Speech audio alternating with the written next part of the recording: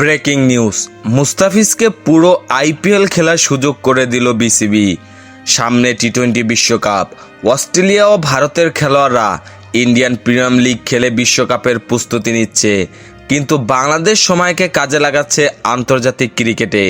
আগামী মাসে জিম্বাবুয়ের বিপক্ষে 5 ম্যাচের টি-20 সিরিজ খেলবে বাংলাদেশ। হোম সিরিজে অংশগ্রহণকারী দল ঘোষণা করেছে বাংলাদেশ ক্রিকেট বোর্ড বিসিবি। মঙ্গলবার 23 এপ্রিল 17 সদস্যের বাংলাদেশ দল ঘোষণা করা হয় এবং এর নেতৃত্বে থাকবেন নাজমুল হোসেন শান্ত। এই দলে নেই মুস্তাফিজুর রহমান ও সাকিব আল হাসান। জানা গেছে পুরো আইপিএলে মুস্তাফিজকে খেলার কথা ভাবছে বিসিবি, তাই তাকে দল থেকে বাদ দেওয়া হয়েছে।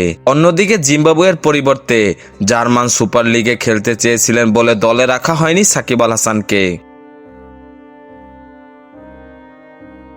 খেলাধুলার সকল আপডেট পেতে আমাদের ইউটিউব চ্যানেলটি সাবস্ক্রাইব এবং ফেসবুক পেজটি ফলো দিয়ে লাইক, কমেন্ট, শেয়ার করে আমাদের সাথে যুক্ত থাকুন। ধন্যবাদ।